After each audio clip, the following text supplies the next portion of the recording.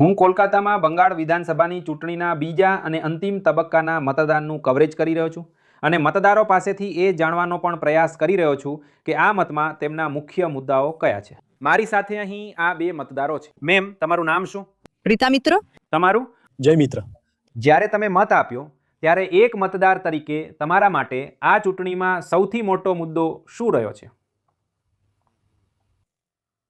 હું જે માનું છું તે એ છે કે આપણે આપણો અભિપ્રાય તો વ્યક્ત કરવો જ પડશે. આપણે વિવિધ પ્રકારની સમસ્યાઓમાંથી તો પસાર થઈ રહ્યા છીએ અને અમે ઈચ્છીએ છીએ કે તેનું નિરાકરણ આવે અને જે કરી શકશે, આશા રાખીએ છીએ કે જે રીતે પોતાની બુદ્ધિથી જેને લાગે છે કે જે લોકો કરી શકે છે, અમે તેમની જ પસંદગી કરવા માંગીએ છીએ અને તે મુજબ જ મેં મારો અભિપ્રાય વ્યક્ત કર્યો છે.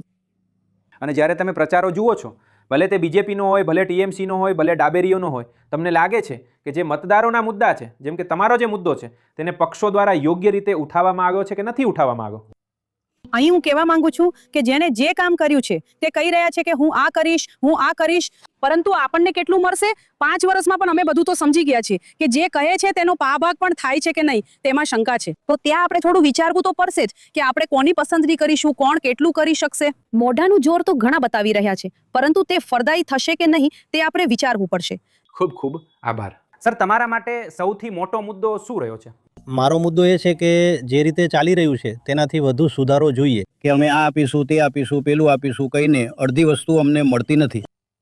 લોકો તો બધી રીતે આશા રાખે છે કે અમને કંઈક મળશે. હા, થોડું ઘણું મળ્યું છે, હજુ વધુ સુધારો થાય એ જ રીતે અમે ઈચ્છીએ છીએ કે જે બધા અમે લોકો છીએ તેમનો થોડો સુધારો થાય. પણ આ વખતની ચૂંટણીમાં જે મેં જોયું, જે રીતે મતદાન થયું છે, પાછલા આટલા વર્ષોથી મેં મત આપ્યો છે, આ વખતે ખૂબ જ નિષ્પક્ષપણે અને ખૂબ સારી રીતે આ મતદાન કરાવ્યું છે. આ જરૂરી હતું. તમને લાગે છે કે આ વખતે મતદાનની વ્યવસ્થા સારી છે?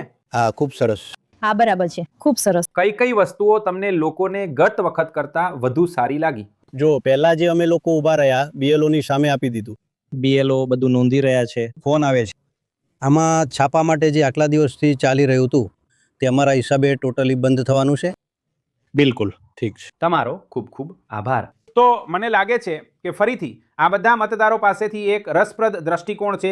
જેઓ સવારમાં વહેલા પોતાનો મત આપવા આવ્યા છે અને અત્યારે બંગાળમાં 142 બેઠકો પર મતદાન કરી રહ્યા છે. અને જેમ તમે જોઈ શકો છો, આ બાજુ પણ મતદારોની ઘણી લાંબી કતારો છે જેઓ સવારમાં વહેલા પોતાનો મત આપવા આવ્યા છે. હું કદાચ વધુ 1 કે 2 લોકો સાથે વાત કરવાનો પ્રયત્ન કરીશ. મેમ, જો તમને વાંધો ન હોય તો શું હું તમારી સાથે વાત કરી શકું? તમારું નામ શું છે?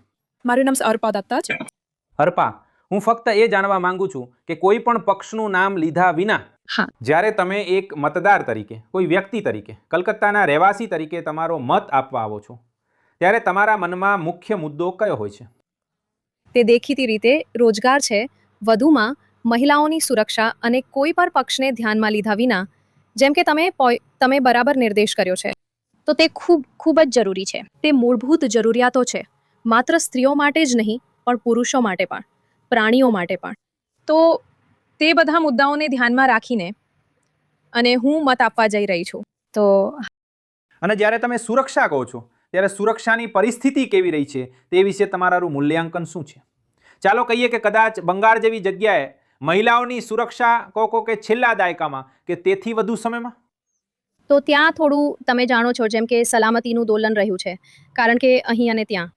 તો જેમ કે વધુ પોલીસ, તમે જાણો છો, અધિકારીઓ અથવા મદદ કરતા કર્મચારીઓ એક એપ જે પૂરતી કામચોરથી કામ કરી રહી છે, કારણ કે આપણે બધા એક પ્રકારના, તમે જાણો છો, ટેક સેવી લોકો છીએ.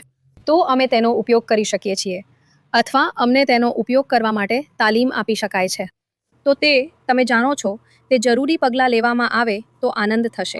કોઈ એવો મોટો મુદ્દો જે તમારા મનમાં હોય, કોઈ પાર્ટીનું નામ લીધા વિના? નિષ્પક્ષપણે મત આપવા આવ્યો છું, એ જ અમારા. અને બીજું શું કહો તો આવી નિષ્પક્ષ ચૂંટણી થાય એ જ ઈચ્છું છું. કોઈ મૃત્યુ ન થાય, કોઈ મારામારી પણ ન થાય. આ છે વાત, વધારે કંઈ નહીં. તમારો ખૂબ ખૂબ આભાર.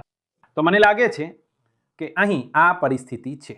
બંગાળ વિધાનસભા ચૂંટણીના બીજા તબક્કા માટે પોતાનો મત આપવા અહીં લાઇનમાં ઘણા બધા લોકો છે.